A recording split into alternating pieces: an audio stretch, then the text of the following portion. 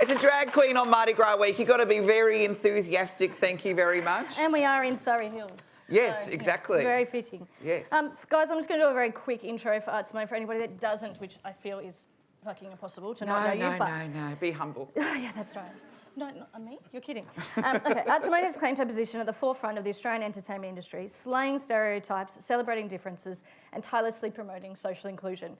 Art has helped move drag from the margin to the mainstream, performing professionally for over a decade. You must have started very young. Yeah. Art is not only a dynamic live performer, but also an in-demand media personality and social media powerhouse. Starring in the inaugural season of RuPaul's Drag Race Down Under, Art's talent was shared with a whole new audience as she immediately became the fan favourite. As a series runner-up, she's since welcomed her new fan base and jumped into major touring in Australia and international. You've been a guest on Have You Been Paying Attention? Would I Lie to You? The Cook with Adam, Spicks and Specs, and even featured in the new 7 Netflix reboot of Kath and Kim. Embracing creativity in all its forms, you also launched the podcast, Considered with Art Simone, which we're going to talk about today. And the show is now enjoying its 4th season, along with 3 ACRA nominations and 3 podcast award nominations. You've also worked with some of the biggest local and global brands, Google, Amy, BWS, Uber Eats. And you have your own YouTube show called Kick-Ons, and you've launched 2 books. Wow, that's a lot when you read it out, isn't it? Join me in welcoming the busiest drag queen ever, Art Simone. Oh, wow. Just a couple of things. That's going to make you feel a little bit all right. No, I love it. The last time I was, went on a little press tour to advertise my book, and the headline underneath it when I was on the morning show said busiest drag queen in Australia, and I think that's accurate. Fuck yeah. I mean, I think everybody in the room probably feels it's quite accurate after that intro. Sorry about that. That's awesome. Now, obviously, given that incredible repertoire and how much you've got going on, what made you think, geez, I want to start a podcast? Put something else on my plate. Exactly. No, I really wanted to do a podcast because I am all about reaching people and reaching new audiences. You know, traditionally drag has always just been in venues, in bars, in theatres, and that was the only way I could kind of access people. So I'm always looking for new audiences and new ways to connect with people because surprisingly, I have a lot to say. So if I can access a new audience, that makes me really happy, and something that, like a podcast, felt really super intimate as well, and it was a place that I could really create a platform that allowed me to share other people's stories and to highlight them and to shine my spotlight on them, because I always love sharing it, like I am today. Love sharing. Yeah. I have a silly question, which is obviously drag's a very visual medium. Yes. How do you translate that visual connection that you have in a podcast where traditionally there's not a lot of visuals that are attached to it? Yeah, well, I feel Art Simone is a fully formed personality, creature of the night, whatever it is. But the drag and the visual aesthetics are just a tiny little bit of who I am. So the thing that makes me who I am is my humour, it's my life experience, it's my knowledge, it's my connections, it's the way I talk. And we can translate all of those through podcast format. So I don't think it was much of a stretch or much of an issue. That being said, whenever I do my podcast, I am always in full drag because I think the added addition of hearing jewellery clang around and nails while I'm talking to people is really beautiful for people's ears. My podcast producer once said to me, she said, "Oh my God, I can hear your eyelashes when you blink. This is a bit much." And I said, "Perfect, love it." Hopefully everybody else can. Yeah. Turn it up. So on the podcast, there's obviously a real mixture of authenticity, real stories, but also a lot of humour that you bring to it. How do you balance that authenticity with some of the real stuff you talk about? Yeah, well, it's super easy because I bring people into my space, I make them feel comfortable with who they are, and I celebrate people for all their differences. And authenticity is something that's really passionate to me, and that's obviously something that we have to face when we're working with brands, of course. But I find that if I am working with a brand, the best thing I can do is create content that feels authentic in that it is personal, it's custom, it's more tailored to who I am, and that way it can translate as being authentic. So I think it's not too much of a stretch. I am who I am. I'm pretty like what I present is what you get. So, and I think my listeners know that as well. So authenticity is very easy. Wouldn't it be this awful if this is where you find out that I'm a big liar, I'm not even a drag queen? I unfortunately don't have any secrets. That's really bad, isn't it? No, I talk about everything. I'm not a drag queen, although sometimes I do feel like it, but I'm not. And I genuinely think that I love who I am, and I love turning up to everybody who I am. Sometimes that gets me in trouble in my career in my industry, but I don't give a fuck. And so I'm with you. I think authenticity is something that you either have or you don't. Yes. And I think in the podcasting medium especially, you can hear it. You can hear it a mile away. So authenticity and connection to your audiences. Yes. What has surprised you the most with the connections that you've had? Oh, I think the most surprising thing has been through my podcast and through the seasons we've had is we really have accessed a whole new audience that I didn't even know I had. When I first started, I thought, oh, okay, maybe it'll be all the drag fans and they'll be expecting something where I talk about, you know, the latest lip gloss or the best stage to perform on, or I don't know, some beef I have with an ugly drag queen down the road. But that's not what the podcast is. Is that where we're going next? No, but that's not what the podcast is about. And I really wanted to create a format that really stood on its own, and that just happened to be hosted by a drag queen. So I think the most surprising and exciting thing is that has worked. And I meet people out in the wild who would never interact with me in any other form, but they know me from the podcast. And that's really exciting to me. New people, fresh ears, hello. New people to influence. And I mean, obviously, working with that authenticity is why brands want to work with you, because they want to access the authenticity you have with your fan base and with your audience. How do you balance, you know, the idea of sometimes, you know, in the media, we get paid from Selling brands. out. Thank you. How do you balance that authenticity when you are doing brand-funded stuff, still keeping that authenticity? Yeah, well, it's super easy because I wish everybody said it was super easy when you talk to talent. Wouldn't that be great? No, it's super easy because anything is authentic to me if I believe in it or if I integrate it into what I'm doing. So then it's always going to be authentic. We could be talking about this beautiful chair that I'm sitting in, and if I say this chair has 3 secrets, do you want to know what they are? Instantly, it's part of what we do on Concealed. So that instantly comes across as authentic. Of course, there are some things that I have said no to that I just don't think I align with or my brand aligns with, because my audience does know me and they know me very well, probably better than my mum does, which is not that much. Neither. But, so I do keep that in mind. You know, for example, if, I don't know, KO Sports reached out to me and said, do you want to talk about the rugby? You know, that might be a bit of a stretch, which is... But if Foxtel's in the room and they'd like to sponsor with Binge, no problem. Yeah, you know, I love all you sports people. You put your little costumes on and do your show every week. But, you know, just don't shove it down my throat. That's a bit much. Thank you very much. So I love sports. Ooh, scandalous. And I mean, saying no in an industry where you do want the money coming in, yes. I mean, it's a hard one, but it's in order to keep the authenticity and to keep the audience, it's something that's obviously very critical and something that I think, especially in podcasting, it's like you're getting invited into the lounge room a little bit. Yes. Like, you know, you are inviting someone to sit and watch us on the couch effectively, or listen to us on the couch, and therefore, you know, that authenticity, you stick a proudly brought to you by in the middle, and it tends to be quite jarring. Yeah, it's the best times where things do come across fully authentic are when I can work directly with a brand to create something that is custom and tailored to what my brand is, what my podcast is, what my space is. That's when I'm excited. That's when the audience is excited. You know, I don't know about you, but if I'm listening to a podcast and I hear a host do a segment for an ad that is so aligned with them, maybe because I work in the industry, but I get so excited for them. I'm like, that is perfect. I love that. Like, that just makes sense. It works. So I think that's the best thing you can do is work with your creators, with your talent to create something custom for them that fits in, that makes sense. They know their brand better than anyone. So. And I think that also leads to the trust that brands need to have with you, because you know your audience better than anyone. Yes. So if you know, and I think that sometimes when we see it not work, especially talent integrations where a brand won't be flexible enough to go, actually, I know how this is going to fit with my audience. Yeah. You know, let me help you. Yes. Rather than, no, it must be said like this or it must be felt like that. Yeah. So it is definitely an interesting balance, and you nailed it. Obviously, some of those big brands that we talked about before, there's some pretty traditional brands in there. You know, I wouldn't imagine you fronting an Amy ad. for car insurance, and yet the trusts from some of those big kind of more corporate brands are obviously coming through in podcasting. Have you seen? There's in the report that Gay just sent out. There's obviously a lot of talk around interest growing from brands.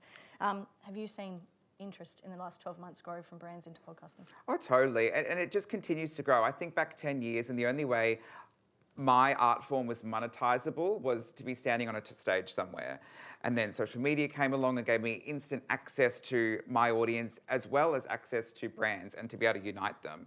And then in the podcast world, it's that tenfold because like you said, we're in their living room. It's so much more intimate and personal. We're in their living room, we're in their car, we're in their, I don't know, doctor's office. We're in their lectures where they're not actually paying attention.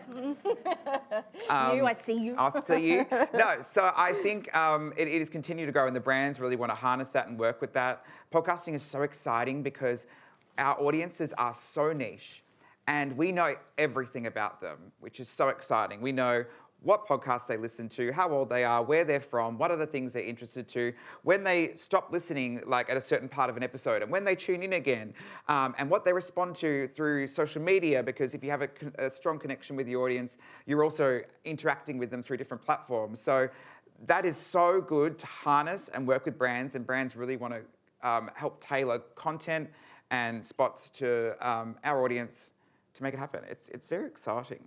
And on that, the multimedia nature of what you do, obviously, hence the bio, you're everywhere in lots of different places, which is amazing.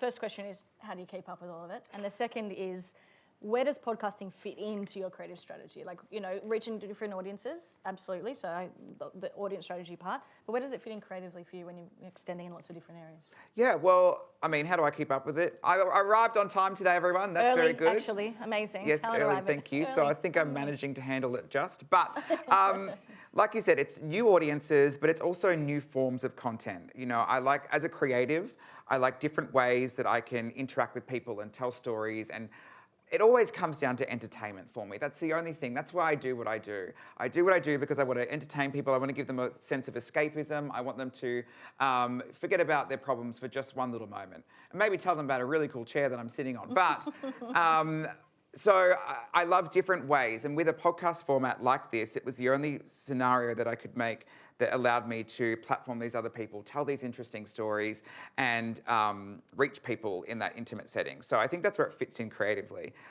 You meet people where they're at when they're listening to a podcast, and that's what excites me. I'm an artist. I've had to diversify my income streams ever since I started because welcome to the world of a struggling, can I still say that? I don't know. No, absolutely not. I don't think so. Struggling artist. Hey, see me after if you'd like some I had to take it 3 stairs up onto this stage, and that was very painful. I mean, with those shoes, mate, I'm not surprised that was painful. Yeah, that's right. I'm very envious. I would not be able to stand in them. So creative strategy, obviously, you do then extend out into the social areas. A lot of the stuff, the story arcs that you create in your podcast, you do talk about in your social areas. How do you know what's going to resonate in the different audiences? How do you go, that's going to work here and that's going to work there? I mean, I think there's a lot of crossover, like you said, because there's a lot of, it comes back to authenticity and to things that I believe in, the things that excite me. So I know a general theme of what's going to go well, but I think it also comes down to tone, the way I present things. Something on a stage is loud and bright and colourful and in your face. Something that a podcast, though, is a bit more settled. It's a bit more, sitting on the couch. It's a bit more relaxed. Wouldn't be subtle. I'm refusing to say subtle. It's not a word that goes with you. No. Subtle's if I wear brown eyeshadow instead of green. But I think they all have their distinct things, but I think it just comes down to tone and to presentation of everything. But the key message through all of it all relates back to who I am and what I like to do as a person. So I know they're going to like it. And if they don't, they have bad taste. they can go somewhere else. Yeah. And obviously, coming off the back of that, as a creator and a general creator in lots of different places, podcasting is one thing that you do. What do you think are the biggest opportunities for creators? And then I'll ask you about brands in a minute. But what do you think the biggest opportunities for creators like you that want to be able to get out and show, who they are to the world or introduce others? The biggest opportunities, things I haven't done yet. Is there anything you haven't done yet? So I'm trying to work out what else could they do. Go to the moon, that'd be nice.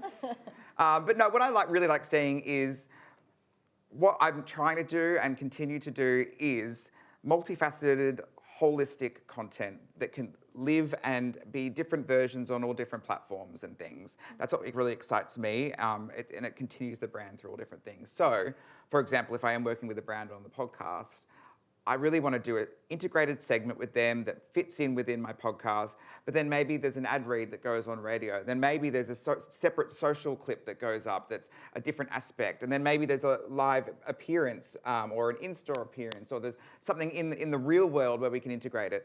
That's what I really want to see is kind of a connection between all the different medias and things is what I want to do, what I think should be really exciting, and where I would love brands to move forward to as well. And I think they try and do that. I think it's, and you're nailing it. But I think it's easier said than done, right? You know, it is hard to be everywhere and with all your audiences and still maintain, the stability of how the brand sounds or how you as a brand sound. We were talking before about the fact that you wear your brand, literally. You are who you are every day that you step out. And I think there are times that brands feel like they're doing that too, but they don't necessarily come across like that. Have you seen anything where you've gone, that was terrible, I'm never doing that again? Go on, we're in a small room, don't worry. With me? Or no, you could name and shame another podcast. Oh, absolutely. No, I'm not going to do that. Save that for the podcast episode. You can listen to it later. I'll give you the real tea. No, like there's definitely things that come across as authentic, but inauthentic. But for me, I am quick to nip them in the bud if I don't feel it's right. The worst thing, this is the biggest thing I want to say to brands is, come with a concept and come with a goal, but don't come with fully formed creative on what you think your talent is going to do or what's best for them or what's best for their audience. The biggest times I've butted heads and wasted too much time is when brands tell me who I am and what I do and who my audience is. It's a waste of your time, it's a waste of my time. The best thing you can do is come to me with a concept and a goal and let me think about it and let me think about what I want to do, because I'm going to be more invested in the content, my audience is going to be, and you're going to get something that feels a lot more custom and unique for your brand. So that's the biggest bit of advice I can give any single brand, is just come with that concept and with that idea. Like, we want to go to this app and click on this, beautiful, I'll tell you how we get there. That's the best thing you can do. And that's why that's the biggest things where I'm having butting heads and having troubles and wasting too much time. So that's the best thing you can do. Save me the stress. Because I'm the first person to be like, that's not me. I'm not going to do that. Why do you want me to do that? Well, we really think it is. It's been approved already. It's been approved. Unapprove it. I don't care.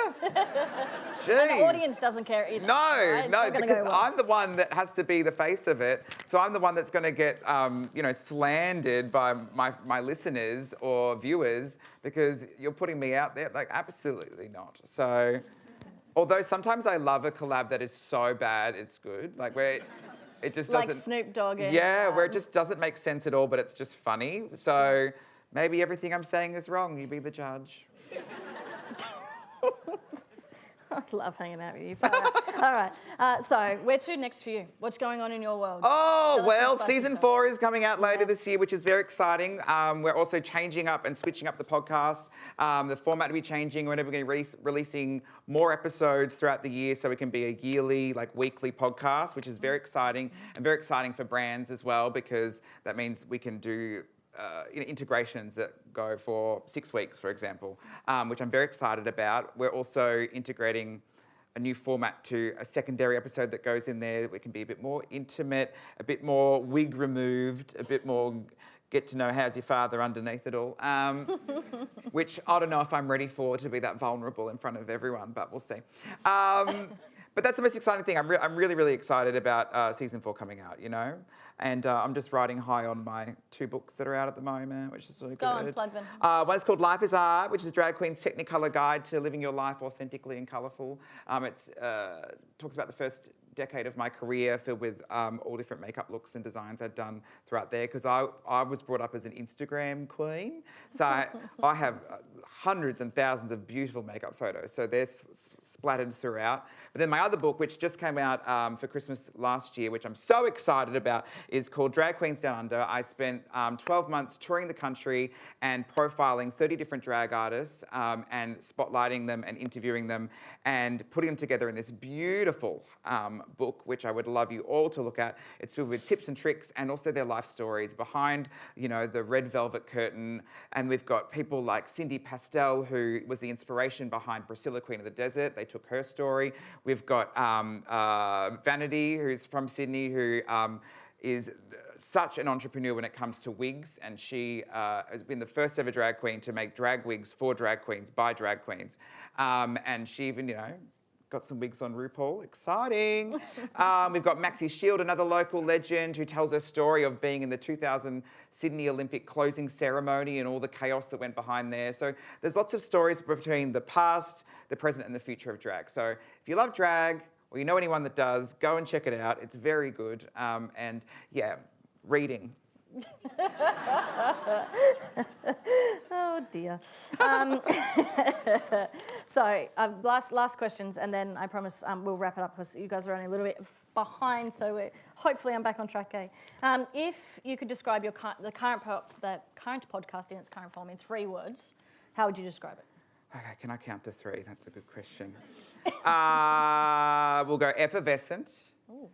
insightful, and escapism. So I use that as those 3 words. If they match the brand, they should be in your podcast. Well, so you know, if I think about, and that's just an easy way to think about brand alignment. If somebody goes, my brand is effervescent, I should be with you. Yep. All right. One piece of advice for everyone in the room when they walk out here today. What do you think they should do differently that they weren't doing yesterday, other than dressing in drag? Because obviously that would be fabulous. One bit of advice. Yep. Don't be evil. No, work with more drag queens. They're really good talent. We're really good. We're funny. We're colourful. We do our own makeup. What else can't we do? We're costume designers. We're choreographers. We're, you know, really beautiful inside and out. Work with more drag queens. I dare you. I dare you. It's a dare. And talent too in general. You know, there was the guys were talking before about how much we underutilise talent in audio, and so definitely talent in general, but obviously amazing the drag talent though, correct. yeah. Top line. If we have any time for questions, I'm looking for an IAB. Do we have time for questions? If we do, great. Yeah, cool. So if there are any questions, shoot, guys, for Art. If you could have any guest, dead or alive, on your podcast, Oh. I mean, obviously me. Yeah. Big Ben. I reckon he'd have really tall stories as a clock, so... See a lot from up there. I know, he's seen a lot, it's true. That big old face of his. I think it'd be a great interview. Bong. I could try and psychoanalyse it. I think it'd be really cool. Like those apps you have for cats when they meow to tell you what they're thinking. Each bong could maybe mean a different thing. It'd be great. It'd be a 12-hour interview. Anyone else?